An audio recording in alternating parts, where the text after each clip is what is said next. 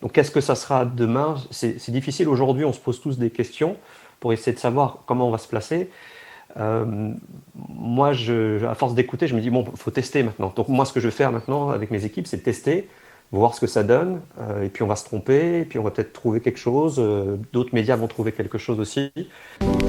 Eh ben, je vous propose, dans ce nouvel épisode de la Roomcast, de parler de social audio et de disruption de la radio. Alors on va essayer de voir avec nos intervenants, nos speakers du jour, Nathanaël, Philippe et toujours Sanjay, si finalement l'arrivée du social audio va changer quelque chose, va peut-être bouleverser le monde de la radio, des médias plus largement, mais surtout de la radio. Ça va être le focus aujourd'hui, on va s'intéresser vraiment à la radio.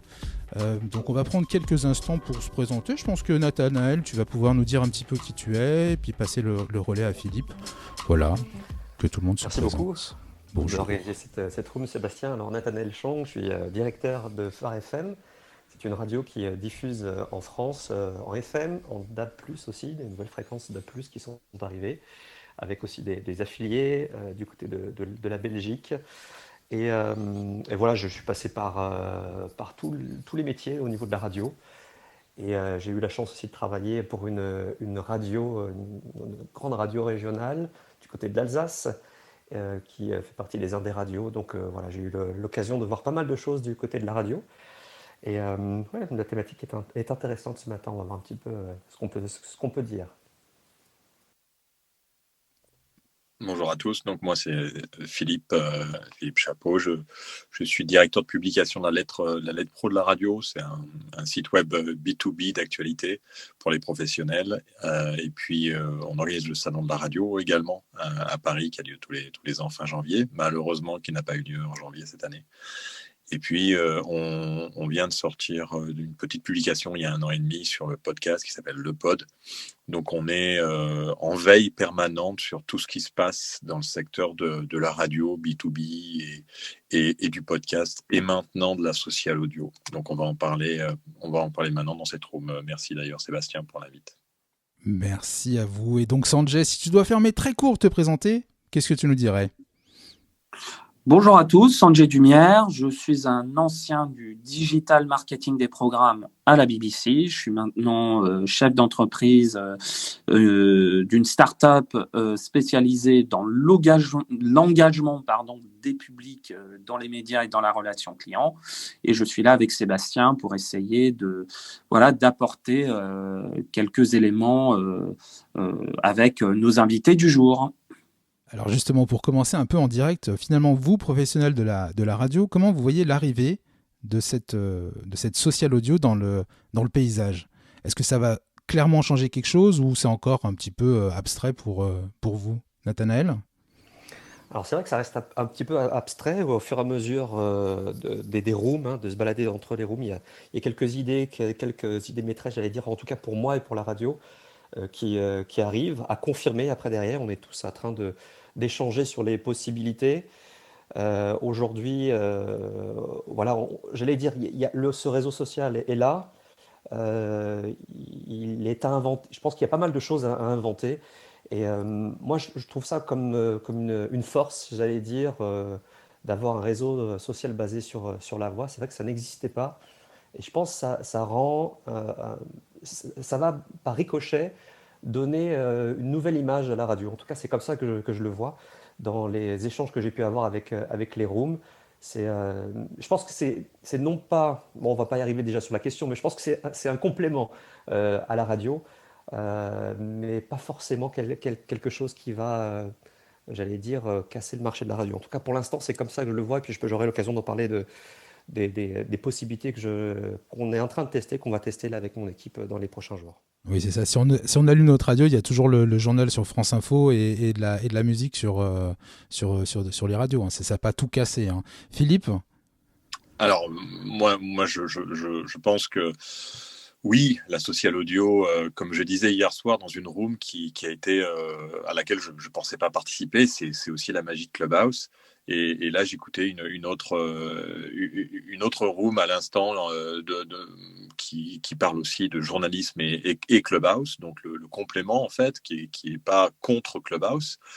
Et je pense qu'il y a vraiment des choses qui sont en train de se passer. Et il y avait une personne qui disait que Clubhouse ne pourrait pas concurrencer la radio parce que la radio est mainstream et doit faire de l'information, et qu'il trouvait que Clubhouse était très intéressant, mais que ça allait pas concurrencer. Moi, je pense qu'on ne sait pas encore comment Clubhouse peut être utilisé, et je pense que c'est un complément de la radio. En tout cas, ça permet, encore une fois, après la période du podcast natif qui a changé un peu la donne pour beaucoup de radios, de mettre encore un petit coup de pied au cul à tous les professionnels de la radio pour qu'ils se bougent et qu'ils soient curieux, comme l'a fait Europe 1. On parlait hier soir avec Europe 1 qui a lancé tout de suite sa room et qui a ouvert un club qui n'a pas encore été autorisé, mais il a réservé le nom.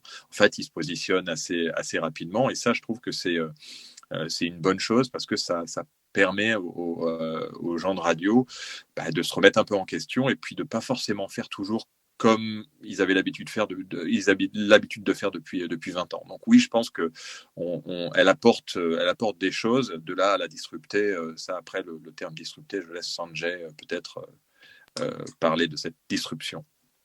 Merci beaucoup, Philippe. Rebonjour à tous dans la room.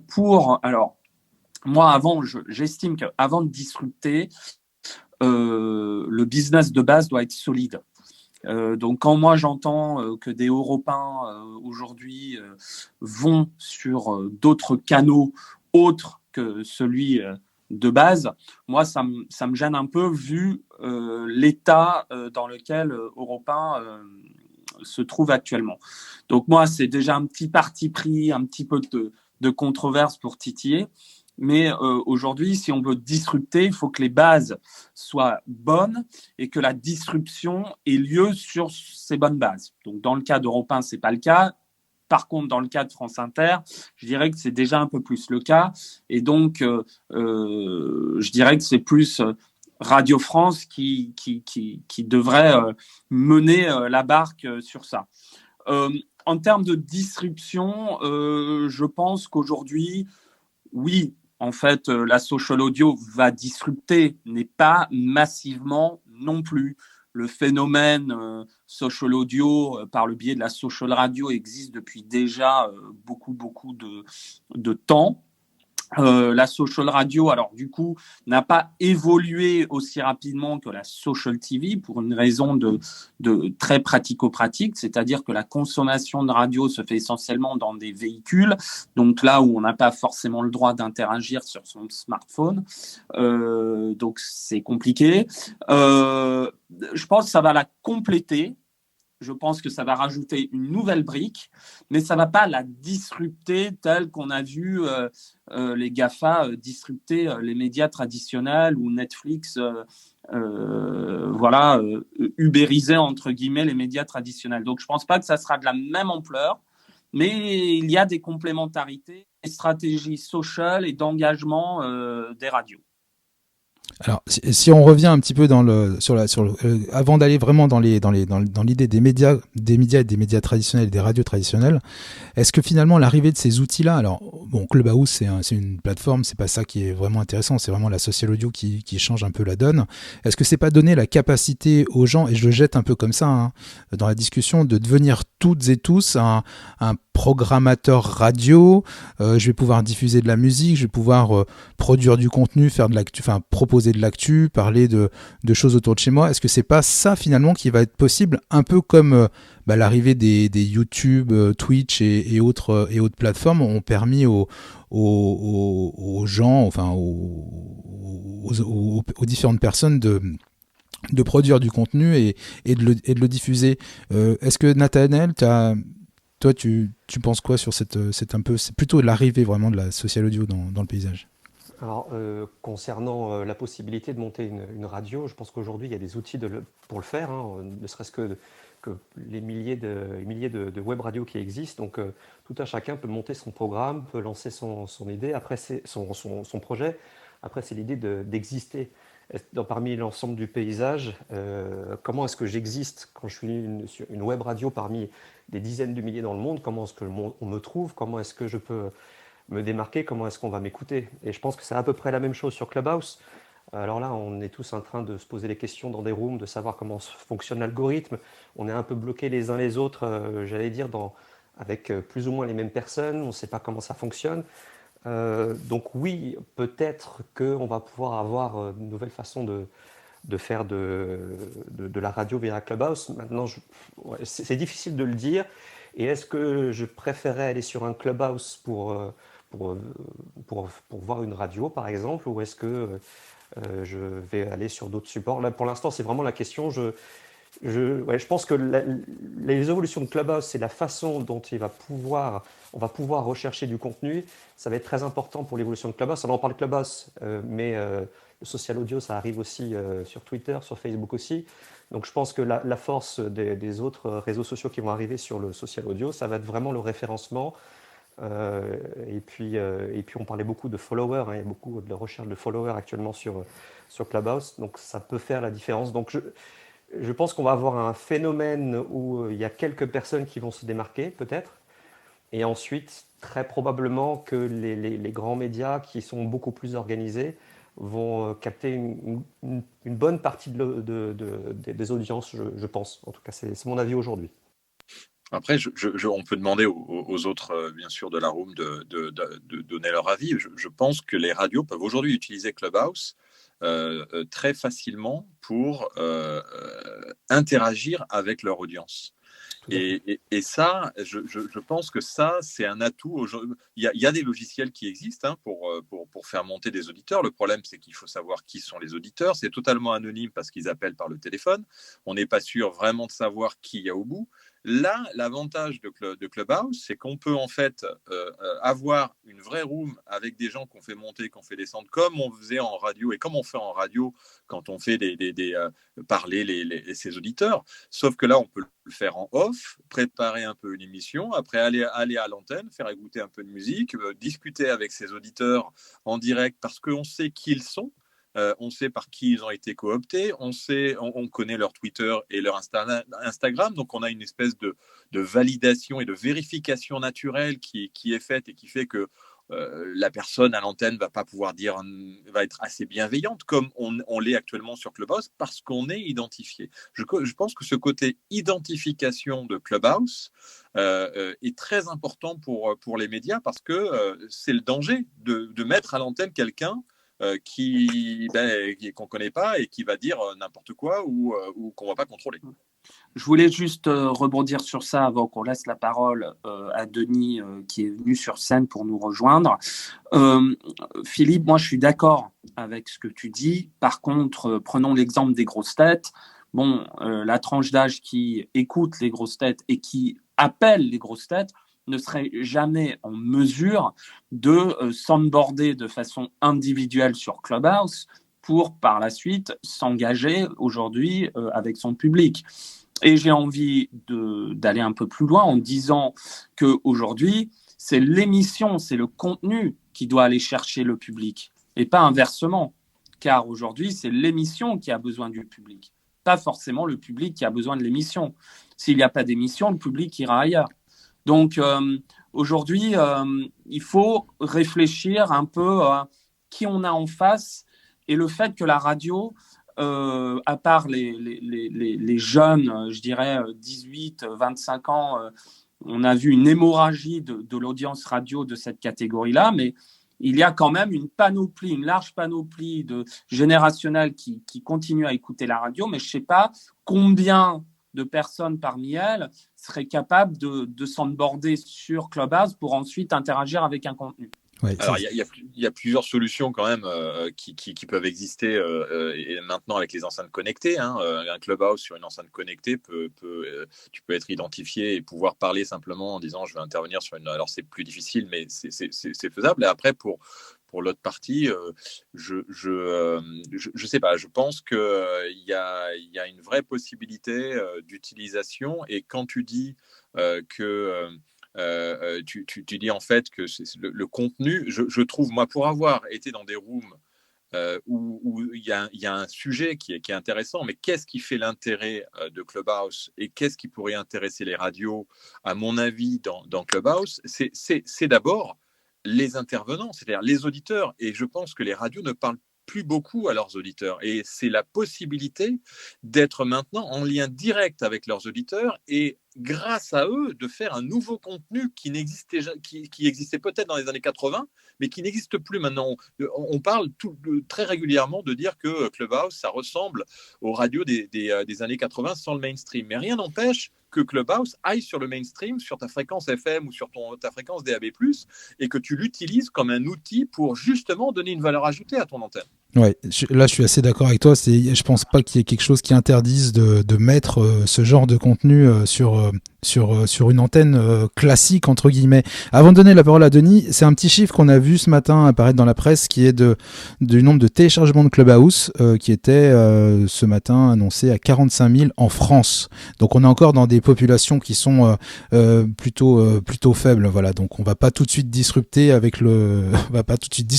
la radio avec Clubhouse en France, c'est probablement certain, mais s'y intéresser, c'est un point important des choses. Denis, je ne sais pas si tu étais là au début de la room, mais je t'invite à nous donner ton prénom et ton nom, et à dire si tu es OK pour être enregistré et diffusé dans le podcast. Merci. Je m'appelle Denis Florent, je suis totalement OK pour être enregistré voilà. Non, j'ai pas entendu le début de la room. Je voulais réagir à ce que disait Philippe. Et alors, je vois trois aspects, si je peux me permettre. Je vais être très rapide. Le premier est technique, évidemment, solution magique pour faire monter les auditeurs à l'antenne. Voilà, tout est prêt, il n'y a pas rien à faire. Et en effet, ils sont identifiés et ils sont généalogiquement identifiés, la fameuse généalogie Clubhouse, qui permet de voir qui a invité qui, a invité qui, a invité qui. Et c'est vraiment, c'est magnifique. Bon. Deuxième aspect qui m'ennuie beaucoup plus en revanche, c'est l'aspect marketing. J'envoie mes auditeurs intervenir sur Clubhouse, je les envoie sur un média audio, ce qui pour la première fois est une concurrence. Pour la première fois, un réseau social vient en concurrence du temps de cerveau que moi j'essaie de capter pour l'audio. L'audio, on sait l'avantage, on peut faire autre chose en consommant, c'est le seul média qui permet de faire autre chose pendant qu'on le consomme, mais la seule chose qu'on ne peut pas faire quand on consomme un média audio, c'est consommer un autre média audio. Donc, si j'envoie mes auditeurs sur Clubhouse et qu'ils entendent l'intégralité du show dans la room, puisque ce sera le cas, virtuellement, je les éloigne de ma diffusion broadcast. Mais c'est un détail, mais il faut quand même y penser. Troisième point, l'éditorial. Philippe dit les radios ne parlent plus à leurs auditeurs, en tout cas n'écoutent plus leurs auditeurs à l'antenne, etc. Oui, mais il y a une raison simple, c'est qu'elles ne veulent surtout pas. La matinale de France Inter n'a aucun intérêt à donner la libre antenne à des auditeurs qui vont venir disrupter, pour ne pas dire troller, la tonalité très colorée, politiquement très colorée de l'émission du morning de France Inter. Idem de l'autre côté, Sud Radio n'a pas intérêt à ce qu'il y ait un afflux d'auditeurs de gauche qui arrivent à l'antenne. Donc, on est dans une option éditoriale de contrôle qui est normale, puisque chacun a son format. Donc l'auditeur live, même respectueux, même tolérant, même bien éduqué, même bien modéré, c'est toujours quand même un petit peu un problème.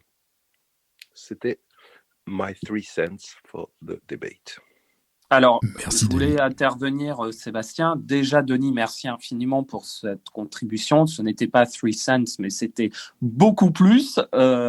Donc, merci beaucoup. Alors, en tant qu'ancien de la BBC qui devait mettre en partie en valeur des contenus radio et des contenus télévisuels sur les réseaux sociaux des différentes chaînes, justement, nous, notre approche au Royaume-Uni à l'époque était totalement différente. C'est si on veut aujourd'hui qu'on fasse confiance aux médias, il faut que le média ait confiance dans son public et ses auditeurs et ses téléspectateurs. Donc aujourd'hui, cette technique qui consiste à contrôler parce qu'on a peur de ce que l'auditeur va dire, c'est ce qui incite l'auditeur, une fois qu'il a parole, à partir un peu en freestyle. Donc, moi aujourd'hui, je suis convaincu qu'il faut qu'aujourd'hui, pour que les médias réussissent la radio entre autres, qu'on remette l'auditeur, le consommateur du média au cœur de l'éditorialisation d'une part, mais aussi de la création, du marketing aussi, hein, parce que c'est deux éléments que vous avez évoqués. Donc moi, je suis un peu réticent à l'idée qu'en 2021, avec tous les outils qu'on a, qu'on continue à nourrir des gens des infos, des contenus sans qu'ils puissent y contribuer. Voilà. Je ne sais pas si vous voulez réagir sur ça, les uns et les autres, mais en tout cas, ça me fait un peu peur, l'idée que ça soit que dans un sens, quand on a plein d'outils pour faire en sorte à ce que l'interaction soit 360. Alors, je voudrais réagir, hein. J'étais donc dans une radio. Donc, l'émission que j'animais, c'était l'émission qui était la plus écoutée en Alsace dans sa tranche horaire. Hein. C'était de 10h à 11h. Et c'était beaucoup d'interactivité avec les auditeurs et les auditrices. Et l'émission était vraiment, j'allais dire, construite autour de la possibilité même des auditeurs, auditrices de poser des questions à nos invités. Donc, on avait des invités chaque jour. Et c'est ce qui faisait le succès de cette émission dans cette tranche-là. Et je suis tout à fait d'accord avec ce que tu dis. Il faudrait remettre l'auditeur. Pour moi, j'allais dire, moi, pour comprendre la radio, et même dans la radio dans laquelle je suis aujourd'hui, pour moi, il doit y avoir la vie, il doit y avoir les auditeurs qui doivent être sur l'antenne. Donc, j'allais dire, Clubhouse, c'est une possibilité de plus pour faire intervenir du public sur mon antenne. Pour moi, l'utilisation de Clubhouse, pour revenir un petit peu, j'ai trois aspects, j'allais dire pour le moment, peut-être un quatrième.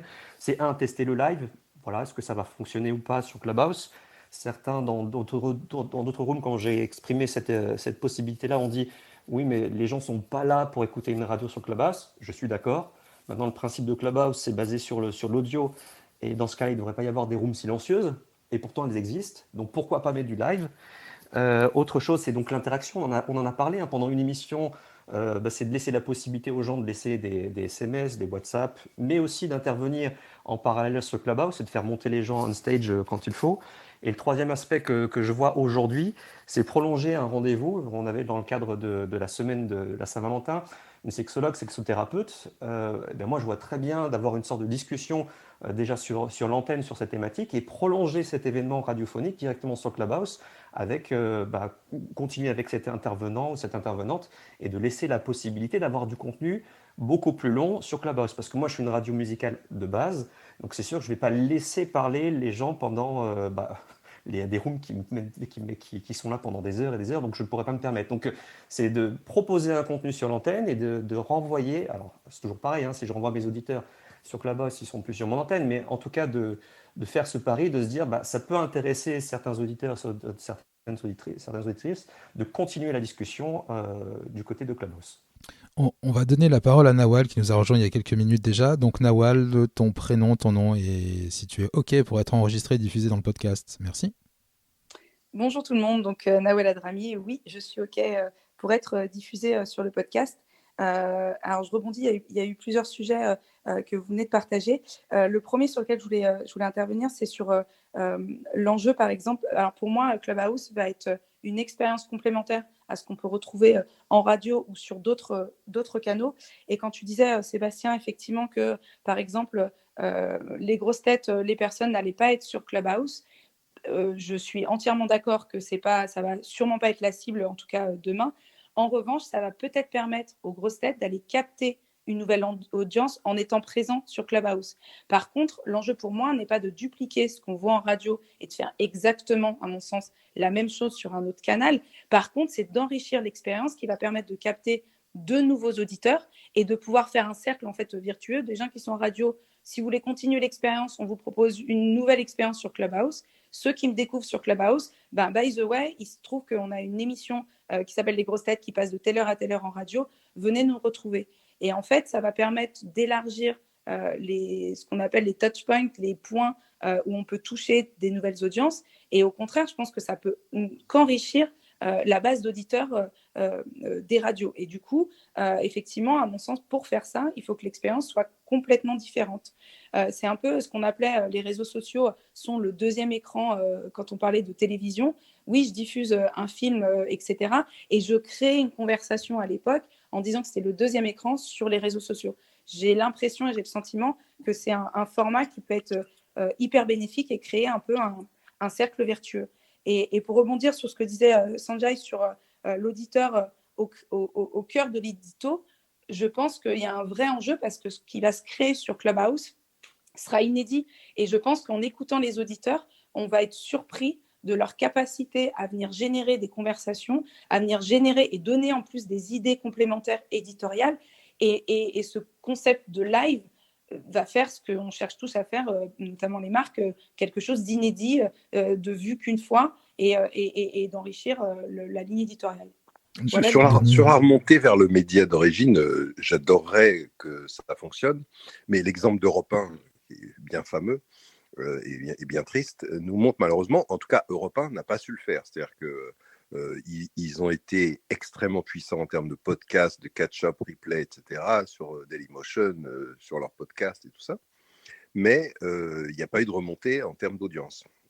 C'est même l'inverse. Et il y a même, selon certaines études, il y a même beaucoup de gens qui n'ont aucune idée que c'est une radio. C'est-à-dire que la marque ne leur dit rien par rapport aux produits radio. Donc, alors, je ne dis pas qu'il faut essentialiser ce problème-là. Hein.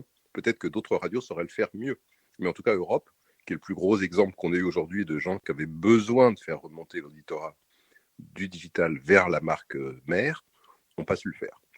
Alors, on en revient, Denis, sur la question que si à la base, le contenu n'est pas solide et apprécié, ça ne sert à rien, justement, de poursuivre cette stratégie, on va dire, de disruption, parce que si les bases ne sont pas solides, les gens ne vont pas adhérer.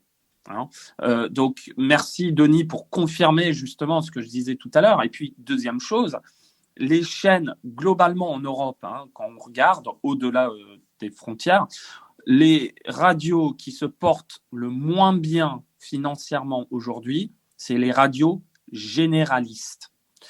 Pourquoi ? Parce qu'à un moment donné, à force de vouloir se positionner sur tous les créneaux pour essayer de répondre aux besoins radiophoniques de tout le monde, il y aura forcément des gens qui ne seront pas satisfaits, une catégorie de personnes non satisfaites, qui vont aller ailleurs et qui vont vouloir une radio qui répond précisément 100% du temps à leurs besoins et à leurs goûts musicaux.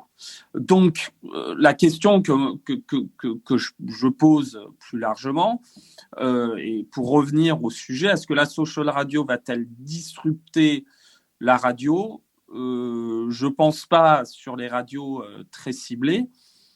Peut-être sur les radios généralistes, je sais pas, en fait. Je pose la question globalement à vous tous. Est-ce que oui ou non, à vous de me dire en tant que non, mais ce que tu viens de décrire du format généraliste qui est j'ai été attiré par un contenu, mettons, d'information, et je me retrouve avec un humoriste qui fait des mauvaises blagues quand je viens sampler la radio. C'est évidemment la description parfaite de la mort annoncée de ce format. Il y a généraliste et généraliste. Après, tu vois Inter, par exemple. Inter ne fait jamais un grand écart. C'est-à-dire que ça reste une généraliste, parce que c'est pas que de l'info, mais on va dire dans une cible qui est en permanence la même. Europe ou RTL, c'est des énormes grands écarts. C'est un format qui existe dans très peu de pays dans le monde, à part les radios publiques, mais c'est différent. Et il est condamné. Évidemment, il est condamné. C'est absolument évident, il n'y a aucun doute. Mais alors, est-ce que finalement, l'arrivée de cette technologie, cette moyen de communiquer, de recréer du lien, ça c'est aussi ce qui ressort beaucoup dans les échanges quand on parle de médias et de Clubhouse et de social radio, c'est de recréer du lien avec les gens. Est-ce que finalement ce qu'on est en train de vivre ici avec le périmètre de la radio, c'est pas ce qu'a vécu la télé il y a 10 ans avec YouTube, Dailymotion, où on savait pas trop s'il fallait qu'on mette des vidéos, s'il fallait qu'on envoie notre direct, ou s'il fallait qu'on produise du contenu autre parce que c'était pas les mêmes personnes. Est-ce que c'est pas ça qui est en train de se passer, Nathanaël? Si, je pense que c'est exactement ça. Aujourd'hui, je me posais la question en même temps de me dire est-ce que c'est un média qui va réussir à percer au niveau de Clubhouse ou ce sont des personnalités des médias qui vont plutôt percer? On a vu dans les différentes rooms que celles qui avaient du succès, c'est parce qu'il y avait des personnalités qui étaient là, qui amenaient qui amenait les gens, j'allais dire, visiter cette room-là. Maintenant, c'est tellement confidentiel, on parlait de 45 000. Aujourd'hui, c'est très patron de société, c'est très média, c'est marketing, c'est publicité, podcasteur. Donc, qu'est-ce que ça sera demain? C'est difficile aujourd'hui, on se pose tous des questions pour essayer de savoir comment on va se placer. Moi, à force d'écouter, je me dis, bon, il faut tester maintenant. Donc, moi, ce que je vais faire maintenant avec mes équipes, c'est de tester, voir ce que ça donne, et puis on va se tromper, et puis on va peut-être trouver quelque chose. D'autres médias vont trouver quelque chose aussi. Ouais, aujourd'hui, il y a beaucoup trop de questions, mais il faut tester. J'allais dire maintenant, il faut tester et voir comment le public réagit et comment ça peut fonctionner avec, de toute façon, un nombre limité de personnes. On parlait de 45 000 téléchargements, c'est vraiment pas grand-chose pour le côté français, quoi. C'est ça. Nawal, tu voulais réagir peut-être, et si vous voulez venir intervenir avec nous, n'hésitez pas à lever la main. Je vous rappelle que la room est enregistrée et sera diffusée derrière sous forme de podcast. Nawal ? Oui, non, je voulais rebondir sur ce que tu disais sur le fait que c'est pas un peu ce qu'on a vécu avec YouTube et la télé qui arrivait, qui était en face. Je pense que c'est exactement la même chose. Il va falloir que les médias, les personnalités, les journalistes, que chacun se crée son propre écosystème et se crée sa proposition de valeur sur Clubhouse. Quand on venait sur les radios en disant qu'elles étaient présentes un peu de partout sur tous les canaux, je pense que l'outil ne fait pas la force, c'est l'expérience qu'on y propose. Si effectivement c'est pour faire dupliquer ce qu'on voit à la télé, le mettre sur YouTube, je ne suis pas sûre que ça soit très intéressant parce que ça n'est qu'un nouveau canal de communication. Et par contre, et du coup je reviens pour la boucle avec ce que disait Nathaël, on va tous tester plein de formats. On va voir si c'est des influenceurs, des journalistes en tant que personnalités qui vont émerger, ou alors on va réussir à placer des marques au sein de ces rooms-là. J'ai encore un gros doute là-dessus. Et puis c'est vrai qu'aujourd'hui, c'est le meilleur moment de tester le format parce qu'on n'est que 45 000. Et quand on va avoir 100 000, 200 000, 300 000, 500 000 personnes connectées, je pense que les tests vont être un peu plus compliqués et je pense qu'on changera encore plus notre façon d'appréhender le canal. Philippe ? Ouais, je pense que Clubhouse va évoluer. Enfin, on parle de Clubhouse sans arrêt. La social audio, c'est aussi d'autres plateformes qui sont en train d'être créées. Alors, est-ce qu'il y aura cette capacité à identifier les gens comme on le fait sur Clubhouse? Je suppose qu'ils vont copier le meilleur et ajouter des fonctionnalités qui sont peut-être pas qui feront peut-être pas l'unanimité pour l'utilisation par les radios ou par la presse écrite ou par n'importe quel média pour utiliser la social audio. Je sais pas, il y a Nicolas qui est dans la salle, qui travaille avec nous. J'ai entendu dire que la Cadena SER en Espagne avait vraiment été en train d'expérimenter. Donc, je ne sais pas si Nicolas, tu as la possibilité de nous informer ou nous dire ce qui s'est passé avec la Cadena SER en Espagne. Si tu n'as pas l'info, pas la peine de venir, tu peux nous dire bonjour, bien entendu. Mais je sais qu'ils ont testé des choses et je trouve ça assez bien que la Cadena SER, qui est une des plus grosses stations en Espagne, fasse ces expérimentations-là, et je pense que c'est du complément à l'antenne. Ils jouent les titres et ensuite ils discutent avec leurs auditeurs après les titres. Et je pense que c'est ce qu'il faut faire, c'est ce que Nathanaël dit, c'est expérimenter et puis se faire aussi plaisir, parce que c'est si agréable de parler à ses auditeurs, même si on leur parle quand ils viennent poser des questions, mais quelque part on leur parle pas vraiment, on leur demande de poser une question. Derrière, ils peuvent un peu répondre, mais c'est quand même très limité dans l'échange qu'on peut avoir avec ses auditeurs. Je rebondis juste sur ce dernier point. Et par exemple, moi, je suis dans l'univers du podcast. C'est aujourd'hui la plus grande frustration des podcasteurs d'avoir aucun moyen, d'avoir l'impression de faire que du push et de partager plein de choses. Ils n'ont aujourd'hui aucun moyen d'avoir un feedback et de pouvoir communiquer avec leur audience. Donc, ils utilisent les réseaux sociaux, etc. Mais je pense que Clubhouse, pour le coup, sur la partie podcast, donc je sors de la partie radio, c'est enfin une partie socialisation et échange, parce qu'on transmet beaucoup de choses très intimes et très de proximité sur le podcast. Enfin, un moyen de pouvoir avoir un échange et un feedback sur ce qu'on produit. Alors attention, hein, Nawal, parce qu'aujourd'hui, tu dis que les podcasteurs pushent, mais bon, il y a aussi, il faut que certains podcasteurs manquent peut-être aussi de créativité dans la façon dans laquelle ils s'engagent avec leur public. Il y a ça aussi. C'est-à-dire qu'aujourd'hui, les médias, c'est pas juste enregistrer du contenu, le diffuser, c'est aussi faire preuve de créativité éditoriale, mais aussi en termes de marketing. Aujourd'hui, c'est ça l'engagement. Quand tu as un podcast, si déjà le contenu plaît, mais que tu livres ce podcast de façon inhabituelle, qui sort du lot, avec une certaine bienveillance. Et c'est là où les gens vont bien réagir. Parce qu'aujourd'hui, les gens, pourquoi ils écoutent la radio ? Parce qu'en fait, ils ont besoin de laisser quelqu'un, ou en tout cas une émission, un contenu, rentrer chez eux avec bienveillance, dans leur intimité, le temps d'un moment, pour que cette personne se sente moins seule. Voilà. Et donc aujourd'hui, il faut capitaliser sur ça, sur le fait qu'aujourd'hui, les gens, quand ils consomment une émission de radio, un contenu radiophonique, ils le font aussi parce qu'ils aiment le contenu, mais parce qu'ils ont besoin que ce contenu vienne vers eux, leur dit des choses qui vont leur faire rire. Moi, je prends l'exemple des grosses têtes, je ne suis pas du tout dans la cible, mais pourquoi les grosses têtes j'écoute de temps en temps les grosses têtes ? Parce que ça me fait rire, parce que ça m'apporte un peu de joie, de bonne humeur, parfois pendant mes journées qui peuvent être moroses et compliquées. Donc je prends toujours cet exemple-là parce que c'est l'exemple qui me vient à la tête, mais il y en a plein d'autres. Et non, je pense qu'aujourd'hui, les podcasteurs doivent aussi faire preuve de créativité dans la façon dont ils partagent, et pas que faire du question-réponse sur les chats des plateformes. Non, il faut peut-être aller au-delà. La social audio, pour moi, est très intéressante avec ces générations. Je parlais avec un ami directeur d'agence de communication qui me disait, mais moi, j'écoute plus la radio.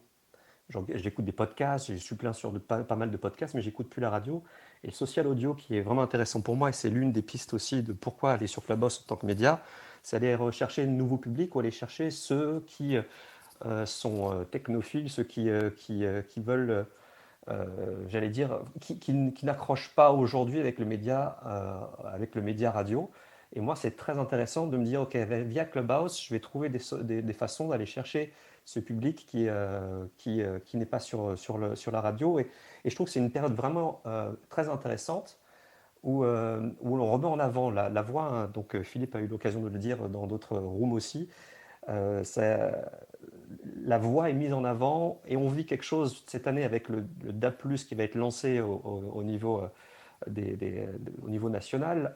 Je trouve une période vraiment très intéressante. Le social media arrive, le social audio arrive, plus le DAB+, c'est vraiment très exciting, on va le dire comme ça, de voir comment ça va se passer pour cette année. En tout cas, moi qui suis aussi quelqu'un qui aime bien la technologie, je me dis là, il y a quelque chose qui peut arriver, pas un renouveau de la radio, mais un nouveau regard sur le média radio, et il faut que le média radio se mette un peu de nouveauté, j'allais dire, et le social audio va l'aider pour ça, je pense. Justement, on parlait d'interactivité et de lien, et justement la radio, en fait, il y a une question qui est aussi revenue assez régulièrement dans les rooms, c'est qui a écouté depuis qu'il a installé l'application ou depuis qu'il est actif sur l'application la radio. Je vais vous proposer justement d'essayer un peu l'interactivité, parce que c'est aussi un peu l'objectif de cette roomcast. Je vais demander à celles et ceux qui nous écoutent dans l'audience de lever la main si ce matin, entre, 9h, mettons, et maintenant, vous avez écouté la radio, peut-être 8h et maintenant, vous avez écouté la radio. Je vous invite donc à lever la main pour voir, et puis je vais regarder comme ça fera aussi un petit test de levier d'interactivité, parce que c'est un sujet aussi qui nous plaît beaucoup avec Sanjay. C'est la question de comment interagir avec les audiences. Alors effectivement il y a la bio, il y a tout ça, mais finalement le premier c'est aussi par moment de se dire tiens, on va demander simplement aux uns et aux autres de lever la main comme on le ferait dans une conférence. Donc là on a 1, 2, 3, 4, 5, oh là là, il y a plein de gens, hop, dismiss, hop. Alors, désolé, j'ai eu un petit problème technique, mais je suis de retour parmi vous. On a 7-8 personnes, alors on est une trentaine dans la room, voilà, 7-8 personnes qui ont participé, qui ont interagi avec nous. Donc finalement, ce lien direct, cette interaction, cette interactivité, on peut la créer très facilement juste en levant la main. Donc il y a beaucoup de leviers comme ça qui vont permettre aux radios, et je pense que Nathanaël, on a déjà un peu discuté, tu as quelques idées qui vont permettre d'interagir encore plus facilement avec les audiences. Voilà. Après, la limite de Clubhouse, à ne pas pouvoir envoyer de texte, à ne pas pouvoir envoyer de photos, à ne pas pouvoir échanger les uns avec les autres, je trouve que c'est ça aussi L'intérêt. qui garde la magie, parce qu'en fait, on est obligé de passer par l'audio. On est obligé de passer par la voix, on est obligé de parler les uns avec les autres quand on veut discuter, quand on veut échanger sur des sujets. Et je trouve que cette magie de l'imaginaire et de savoir, OK, on a la photo de la personne, donc ça donne déjà quand même une information, mais la voix, la manière de parler, les mots utilisés, tout ça, c'est vraiment quelque chose de magique. Je vois que Benjamin est là. Benjamin. Oui, Benjamin, Pardon. est-ce que tu as un avis sur la question, Attends. justement? Nom, prénom, et si tu es OK pour être enregistré, excuse-moi. Bonjour, Benjamin. Oui, Benjamin Ducongé. Benjamin Ducongé. Nom, prénom, Benjamin Ducongé. Et je suis OK. Je vous écoutais avec beaucoup déjeunant avec ma salade aujourd'hui et je trouve les conversations passionnantes et en fait j'ai l'impression qu'on retrouve le débat qu'on avait il y a quelques années sur le fameux DAB+, où on opposait un peu les technologies. Bah non, moi je pense que la radio va pouvoir continuer et puis va surtout pouvoir s'inspirer de ce qui se passe sur Clubhouse, que les radios vont pouvoir faire des choses sur Clubhouse. Diffuser, je ne suis pas sûr que ce soit le principal intérêt, mais en revanche, c'est comme tout dans ce qui touche au digital. À un moment donné, il faut qu'on imagine des programmes radio, qu'on les imagine pour le digital, mais il faut aussi qu'on fasse le travail inverse. Et nous, c'est ce qu'on commence à faire, de se dire, on va imaginer des choses pour le digital et puis on les retravaillera pour une diffusion radio. Et je pense que Clubhouse va vraiment s'y prêter. Créer des contenus dédiés à Clubhouse et éventuellement rediffuser certains extraits en radio pour faire la publicité de la room, pour apporter du contenu supplémentaire, etc. Mais tout ça est vraiment complètement complémentaire. Et puis c'est magique. Moi, j'ai découvert Clubhouse depuis ce week-end et je vous trouve toutes et tous passionnants, y compris dans d'autres sujets que de parler de nous-mêmes, c'est-à-dire de la radio. Merci beaucoup, Benjamin, pour cette intervention. Alors moi, je souhaite juste profiter donc de ce live pour expliquer, voilà, vous informer d'un article du Guardian Technology qui a été publié il y a 4 minutes en annonçant que Clubhouse commence à fermer des rooms qui font du rebroadcasting de contenu. Donc, on est un peu dans une situation où est-ce que, pour l'instant, on est dans un mode relâche par rapport à ce rebroadcasting? Est-ce qu'ils vont serrer les vis? Et s'ils resserrent les vis, est-ce que ça veut dire qu'ils vont monétiser et facturer les médias pour faire du rebroadcasting sur Clubhouse? Et ma question à vous, experts autour de la table, est-ce que ces médias vont pouvoir se le permettre? Bonne question. J'allais dire qu'aujourd'hui, on a Clubhouse qui est là. On sait très bien que Twitter, Facebook sont sur les rangs et puis vont proposer quelque chose. Je pense pas que les médias vont se permettre de payer, en tout cas pour le moment. Clubhouse doit faire ses preuves quand même, hein. Il n'y a pas beaucoup de monde. On le disait tout à l'heure du côté français. Donc, honnêtement, moi, je ne suis pas prêt en tant que responsable radio de payer quelque chose au niveau de Clubhouse. J'ai déjà ma diffusion sur mon application, sur mon site internet, peut-être créer, mais bon, je resterai enfermé dans mon système, mon écosystème, mais créer une sorte de room aussi à travers mon application. Pourquoi pas, mais aller jusqu'à payer quelque chose, un service à Clubhouse, pour l'instant, je dirais non. Après avoir, hein, si Clubhouse réunit tout le monde sur son réseau, peut-être que je reconsidérerai la question. Et Denis, as-tu un avis sur la question, toi qui es un ancien, peut-être toujours homme de radio, mais en tout cas expert dans la matière, jusqu'à où, à ton avis, est-ce que Clubhouse combien d'euros est-ce que Clubhouse pourrait demander tous les mois à des radios pour être diffusés sur Clubhouse? Non, à ton avis, j'ai aucune idée là-dessus, mais je fais partie des gens un peu bizarres qui souhaitent que Clubhouse soit payant. Et pourquoi d'ailleurs? pour éviter d'être moi-même le produit. D'accord, oui. Comme avec les réseaux sociaux tels que Facebook et Twitter. C'est Voilà, ça. voilà, je sais très bien que c'est un vœu pieux. Clubhouse ne sera pas payant puisque comment dire, la valo de la boîte est évidemment proportionnelle au nombre de users du service. Donc, il faut savoir qu'au mois de mai dernier, quand ça valait, quand il y avait seulement 1500 utilisateurs worldwide, ça valait déjà 100 millions. Donc on imagine la valo aujourd'hui. C'est pas très compliqué à imaginer avec plusieurs millions de users. Mais alors, pour répondre à ta question, je suis incapable évidemment d'y répondre. Mais je pense ce qui est le défaut principal aujourd'hui de Clubhouse, qui est le fait qu'on n'ait que 45 000, là par exemple, français, c'est aussi sa plus grande qualité en même temps. Puisque la qualité des débats, la qualité de la tolérance, la qualité de la patience de chacun qui attend pour prendre le micro, etc. Je ne sais pas ce que ça donnera quand le fils du cousin de mon chauffeur sera dessus. Alors, tiens, justement, on va donner la parole à Jean qui est arrivé il y a un moment. En fait, c'est un truc très intéressant. Et Jean, pardon, excuse-moi, le principe Oui, Jean, prénom, Jean, nom est OK pour être enregistré. Désolé. Pardon, c'est de la mécanique. Oui, Jean-Michel Mélier est OK pour être enregistré, mais je suis un passionné de musique et de son. Je suis un peu ingénieur du son, je fais de la musique, des mixages, des trucs. Enfin, voilà, donc le son, j'adore ça.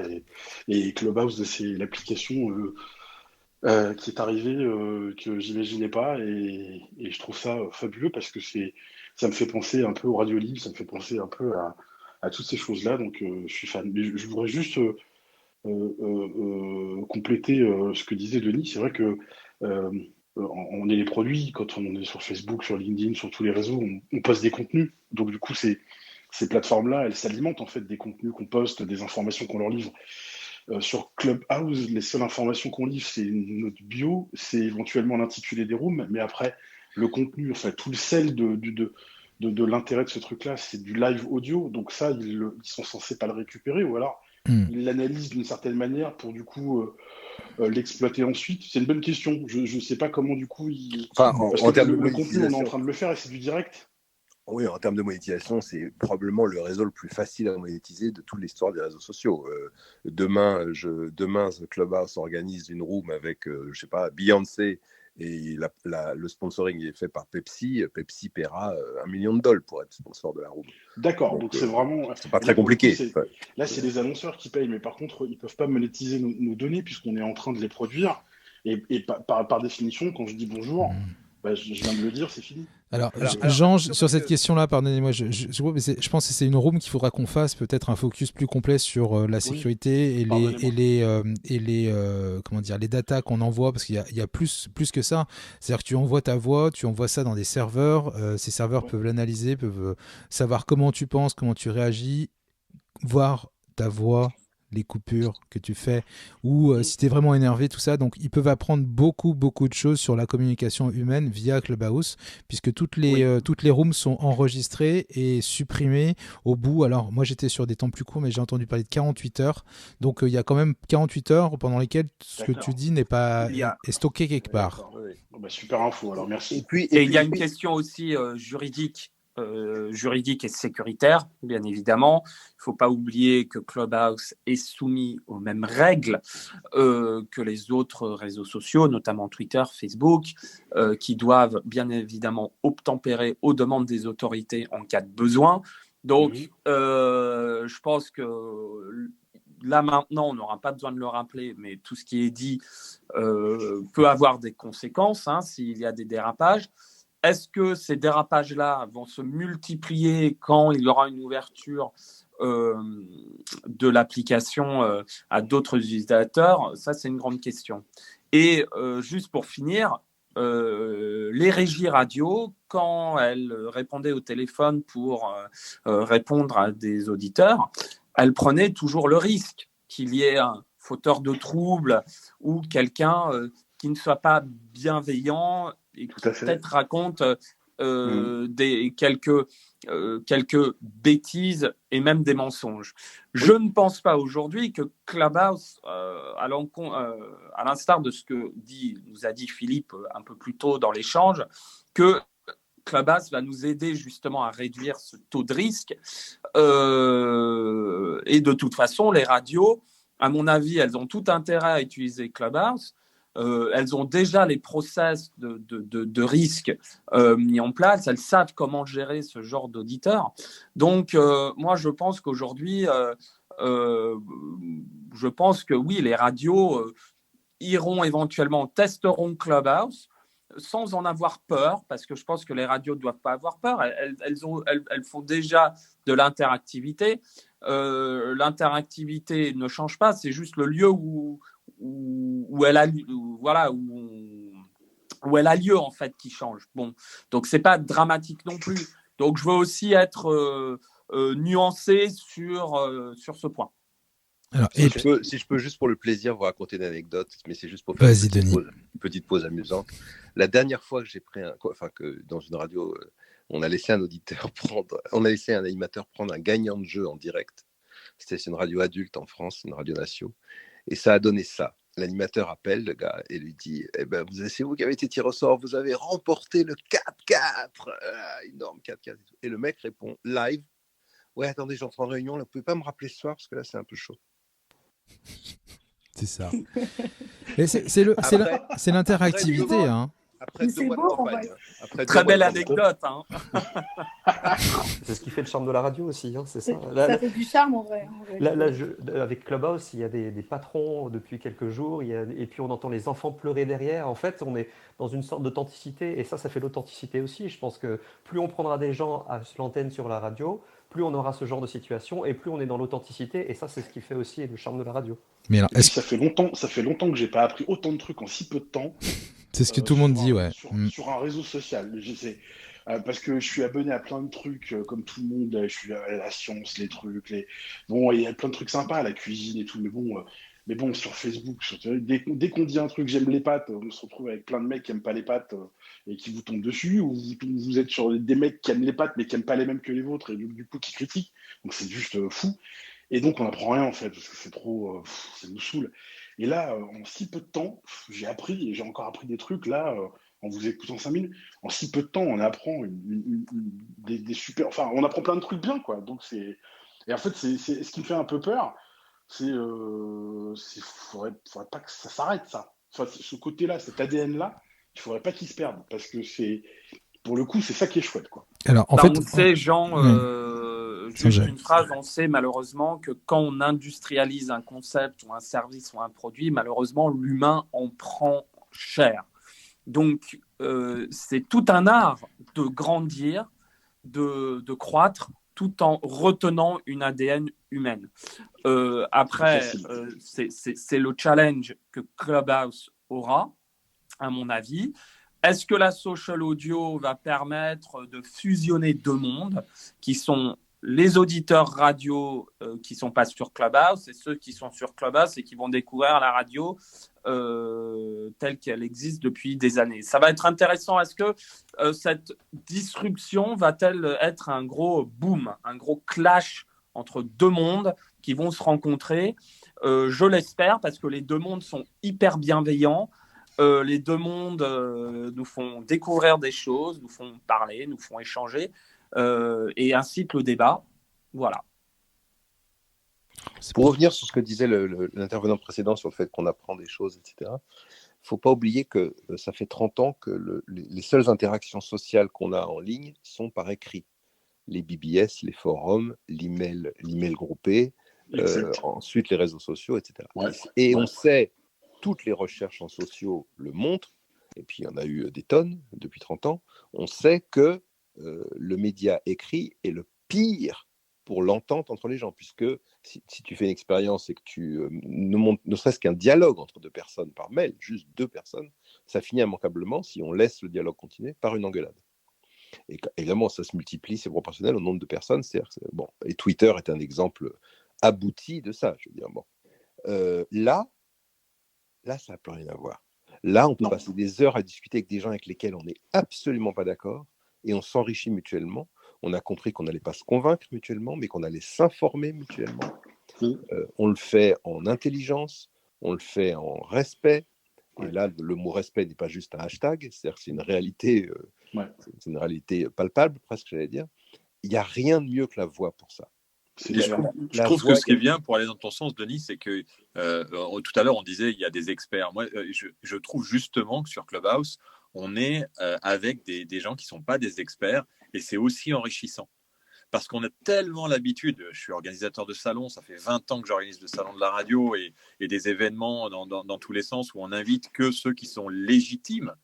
Et je trouve que là, sur Clubhouse, tout le monde est légitime et ça apporte énormément. À Ne serait-ce que condition pour- que mais ces avec- gens-là, excuse-moi, à condition que les gens qui sont là, qui ne sont pas experts, ne se font pas passer pour des experts. Exactement. Ils acceptent de faire preuve d'humilité Et en de se disant, mettre au moi, même je suis niveau là que les pour autres. apprendre et pas Voilà. forcément pour toujours dire que Ouais. je suis le meilleur. Parce que Exactement. j'en ai vu Exactement. Et c'est et ce qu'on ça a m'a Exactement. très largement gonflé. Donc voilà, si on est expert, il faut le prouver en ayant des arguments, des points de vue rigoureux et intéressants. Après, il n'y a pas de mal à ne pas être un expert, parce qu'on sait tous qu'à la base, on ne peut pas être expert dans tout. Bon, Après, tu le unfollow, hein. Tu le unfollow si tu veux. Oui, je sais bien, mais ce que je veux dire, c'est que moi, je ne suis pas du tout expert en épilation, par exemple. Ce n'est pas mon domaine de compétence. Donc, je ne vais pas prétendre être un expert dans le domaine, par exemple. Pour revenir, pour revenir un petit peu à notre sujet, je ne sais pas s'il y a des personnes dans l'audience qui veulent venir apporter des informations sur le sujet. Moi, je vais juste vous quitter. Je vous dis juste au revoir. Merci beaucoup pour l'échange. Merci beaucoup, Nawal, pour ta Et puis à participation. très vite pour une prochaine room. Au revoir. Oui, au revoir. Sur ce que tu nous as dit, la question de flux, en fait, elle est intéressante, Sanjay. Ça pose probablement aussi une question de droit. On n'en a encore pas trop parlé. Quand vous diffusez, vous payez des droits de diffusion, SACEM et autres. Comment ça pourrait être géré sur une plateforme comme Clubhouse ? Finalement, c'est peut-être ça le problème. C'est pour ça qu'ils bloquent les choses, non, Sanjay ? Qu'est-ce que tu en penses ?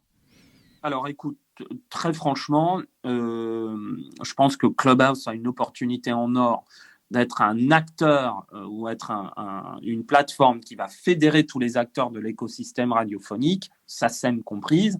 Je pense que bien évidemment aussi, très simplement, s'il y a une retransmission sur Clubhouse, il faut que la radio le dise et on peut bien évidemment concevoir juste un petit surplus pour l'auteur, l'artiste, compositeur. Alors, soyons très clairs, c'est pas ça qui va faire qu'il va gagner sa vie ou des millions. Mais bien évidemment, tout salaire tout travail mérite salaire, et c'est aussi un moyen de reconnaître que ces artistes se font entendre sur Clubhouse. Et je pense que Clubhouse aussi devrait contribuer, vu que Clubhouse va gagner de l'argent sur le dos de ses artistes, doit peut-être aussi contribuer à un fonds de création pour nos jeunes créateurs. Peut-être que ça pourrait être un modèle intéressant. Enfin, la loi est très précise. Moi, hier, j'ai organisé un blind test pour ma room sur Clubhouse. J'étais absolument illégal. Le streaming de contenu artistique, quel qu'il soit, c'est-à-dire même une pièce de théâtre, de contenu artistique, est absolument interdit, sans rétribution, sans déclaration, etc., et sans autorisation. Oui, et d'ailleurs, c'est ce que j'expliquais. L'article donc, du Guardian dont j'ai fait référence, qui a été publié il y a environ 10 minutes, explique exactement ça, qu'il y a une recrudescence justement des retransmissions illégales sans l'obtention d'autorisation. Donc, ça va totalement dans le sens de tes propos, Denis.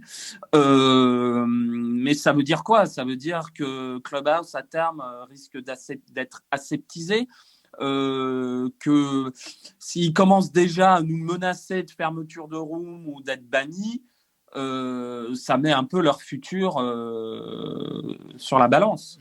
Après, il y a le problème de la fair quotation, le fait que je puisse, pas quotation, quote, pardon, le fait que je puisse citer le droit de citation. C'est-à-dire que l'exemple sur Facebook est très flagrant. Je mets une vidéo d'un sketch de Muriel Robin. Si cette vidéo n'est pas légale et publiée sur YouTube avec autorisation, c'est illégal. En revanche, je recopie un bout de texte d'un sketch de la même Muriel Robin, c'est toléré, c'est-à-dire c'est du droit de citation. En revanche, à l'inverse, je fais un business sur un blog en recopiant tous les textes de Muriel Robin, et avec des pavés AdSense, là, je rentre dans l'illégalité. Donc, il y a toujours une zone de tolérance. Il y a déjà la zone journalistique de la citation qui est autorisée. La citation y compris de produits artistiques. Un journaliste a le droit de diffuser un bout d'un film si c'est pour illustrer son propos, de manière que, par exemple, un journaliste fait un sujet à la télé sur Woody Allen, il peut mettre un petit bout d'un film de Woody Allen et il met en bas film machin, Warner, Woody Allen. Bon, ça c'est autorisé, sans payer. Alors, Le concept des radios libres et des radios pirates des années 70, qui revendiquaient la liberté d'expression et les monopoles d'État. Alors aujourd'hui, on peut dire les monopoles, les réseaux sociaux, d'Internet, des droits, etc. Donc j'ai l'impression que ça reboucle un peu avec ce qui s'est passé dans les années 70 et les radios pirates et les radios libres, Oui, qui ont été plus ou moins, finalement autorisées à vivre leur vie légalement par l'arrivée de François Mitterrand en 80, quoi. Mais il y a une anecdote extraordinaire qui concerne Radio Caroline, qui était donc offshore. La BBC, tous les ans, distribue à toutes les radios qui le veulent gratuitement l'enregistrement des vœux de la reine. Et donc Caroline dit on veut les vœux de la reine. Et la BBC dit non, puisque vous ne payez aucune licence, rien. Vous ne payez pas votre musique, vous n'existez pas, vous êtes interdit, vous n'aurez pas les vœux de la reine, qui sont pourtant gratuits. Alors moi, je paye en tant que radio la SACEM et j'ai l'autorisation de pouvoir diffuser sur ma web radio, donc worldwide. Donc après, il faut que je regarde quelles sont les conditions au niveau de la SACEM. Maintenant, pourquoi payer encore de la SACEM supplémentaire pour diffuser sur Clubhouse alors que je paye déjà une SACEM et je suis autorisé via au niveau mondial, au niveau ça, c'est la problématique. Nathanaël, attention, je veux juste faire une précision très très importante parce que, par exemple, la redevance audiovisuelle en France et même au Royaume-Uni est premièrement destinée à tout ce qui est télévisuel, n'est pas en priorité pour la radio. La particularité de la BBC, c'est que c'est à la fois de la radio et à la fois de la télévision. Mais quand vous payez une redevance, c'est principalement un droit d'accès à de la télé. La radio. Non, mais là, il parlait de la SACEM. Oui, j'entends. Mais ce que je veux dire, c'est que moi, je comprends, et je pense d'ailleurs, pour financer l'avenir de la radio, qu'elle soit privée ou publique, peut-être qu'il faut augmenter légèrement la redevance et faire en sorte à ce qu'il y ait une meilleure répartition, justement, entre radio et télévision, et que peut-être tout ce qui est les redevances SACEM que les radios doivent payer, elles soient maintenues au niveau actuel ou même baissées, pour aussi permettre aux radios de respirer aussi. Mais tu vois, par exemple, par rapport à l'info que tu nous as donnée sur les rooms qui étaient fermés, je pense qu'eux ne se feront pas la différence entre j'ai payé les droits, j'ai pas payé les droits. Ils vont regarder, il y a de la musique pendant plus de 1 heure, alors je ferme, quoi. Ils vont pas aller ils n'auront pas les moyens aujourd'hui de s'assurer que les droits sont mais c'est même payés, pas suffisant légalement. Si tu prends ta radio, si tu es Jean-Paul Baudecroux, que tu prends ton feed d'énergie et que tu le mets sur YouTube en live, YouTube ferme. Immédiatement, oui. Immédiatement. C'est pas un problème de licence, c'est un problème de licence pour quel support, c'est tout. C'est-à-dire que, alors, il y a des moyens de le faire. Moi, je l'ai fait pour plusieurs de mes radios clientes, en passant par la Turquie. Mais c'est enregistré, souviens-toi, tu as donné ton nom au début. Il n'y a aucun problème. Mais non, mais j'ai plusieurs radios qui sont en ligne sur YouTube en permanence, mais elles le sont via un accord avec le représentant Google local en Turquie. Voilà, c'est la seule solution qu'il y a. Et dont certaines de ces radios ne sont même pas turques, mais elles sont dans un groupe turc, et donc c'est légal. Non, mais sinon, de toute façon, il n'y a aucune possibilité de faire quoi que ce soit d'illégal. C'est pour ça que j'ai aucun problème de le raconter dans un podcast enregistré. Tout ça est absolument légal. C'est justement l'intérêt de la chose. C'est-à-dire que dès que tu diffuses un feed audio non licencié en question, tu es coupé immédiatement, ce qui est normal. Ça posera la question pour les artistes. Moi, je voulais diffuser la musique d'un ami à moi avec tous les droits et tout ça, mais si tu risques de te faire bannir parce qu'eux feront pas la différence entre je suis l'artiste et je diffuse et je suis une radio pirate qui se crée. Philippe, tu voulais intervenir ? Ouais, alors YouTube le fait quand même. Il différencie, c'est-à-dire que si tu es pas absolument. Ils ont des accords avec toutes les sociétés d'auteurs qui existent. Et donc, je pense que c'est tout à fait possible aujourd'hui sur Clubhouse de faire en sorte que ce soit la même chose, et que quand il y a des accords avec il y a même le CISAC qui existe, qui est au niveau international pour tous les droits d'auteur, de toutes les sociétés d'auteurs qui sont réunies au sein du CISAC, et ils font des accords avec YouTube, avec toutes les plateformes. Donc je pense que Clubhouse, ce sera la même chose. Et puis l'objet de Clubhouse, c'est pas de rediffuser l'existence de la FM ou d'une radio. C'est complètement... Enfin, moi, j'y vois pas l'intérêt. Par contre, que la radio rediffuse du Clubhouse, ça, pour moi, c'est ça, c'est vers ça qu'il faut aller. Après, pour la redevance audiovisuelle, je voulais quand même préciser que c'est grâce à la redevance audiovisuelle, aujourd'hui, qu'on a encore 650 radios associatives sur le territoire français. Merci beaucoup pour cette précision. Alors, il est 17h35. Ça y est, ça fait déjà plus d'une heure qu'on est... 17h35, Sanjay. Tu es sur quel fuseau? 13h35, J'étais sur Paris, pardon. Sanjay. Pardon. Mais effectivement, on va peut-être conclure. Mais Excusez-moi. En fait, c'est ça, Clubhouse. Il n'y a pas de je suis à la fuseau Défense. horaire sur Clubhouse. Voilà, alors là où je suis à la Défense, on a +3, tu vois, on est en avance. Non, plus sérieusement, 13h36, on est arrivé à l'heure qu'on avait prévu pour cet échange. Alors moi, malheureusement, je vais devoir m'éclipser car j'ai une équipe qui m'attend. Sébastien, je ne sais pas si tu veux continuer l'échange avec toutes les personnes qui sont là, ou bien est-ce qu'on clôture la room ou on passe la modération au-delà du podcast? La décision est à toi, mais je vais devoir vous laisser. Écoute, je pense que moi, il faut avoir des heures fixes sur des rooms autour d'une discussion. Sinon, c'est un peu ce que j'ai écrit dans mon article sur l'animation des rooms. C'est que ça peut durer des heures et ne jamais s'arrêter parce que c'est enrichissant, parce qu'il y a plein de gens qui vont monter. C'est un peu ce que disaient Jean. Au fur et à mesure des heures et des rencontres, tu as envie de discuter et de continuer, en fait, de ne jamais s'arrêter. Mais effectivement, il y a des réunions, il y a des calls, il y a tout un tas de choses. Voilà, ne dis pas 17h35 parce que 17h35, c'était pas la bonne heure, voilà. Pour conclure, vraiment, si vraiment juste vous deviez vous, en 3 mots, chacun, les uns les autres qui êtes sur scène, répondre à la question, est-ce que la social audio va disrupter la radio ou pas? Mais vraiment très très très très court, qu'est-ce que vous nous diriez? Puis ça sera le temps de se suivre les uns les autres si vous souhaitez avoir d'autres échanges avec les speakers. Voilà, je vous laisse conclure comme ça. Pour moi, c'est un complément, comme on l'a dit au début, vraiment un complément, mais il faut vraiment que les radios s'y intéressent de près. Ouais, je suis d'accord, c'est complémentaire à la radio, mais pour moi, c'est vraiment une très bonne chose parce que ça oblige les radios, comme elles l'ont fait avec le podcast, à se remettre en question. Merci de respecter l'heure, je trouve ça cool comme ça, je ne vais pas passer tout mon après-midi dans votre room qui était pourtant passionnante et que j'aurais pu continuer d'écouter des heures. Moi, je vais dire que la radio, qu'est-ce que c'est? C'est un flux audio gratuit diffusé à partir d'un point vers de multiples auditeurs. Donc, Clubhouse, c'est de la radio. Moi, je dirais que ça va changer les choses.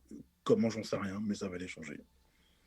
C'était la Roomcast, le 3e épisode. Je vous invite à le partager s'il vous plaît. Je vous invite à nous suivre sur Spotify, Google, Apple Podcast. Mettre des petits pouces, des étoiles, tout ça, ça fait toujours plaisir.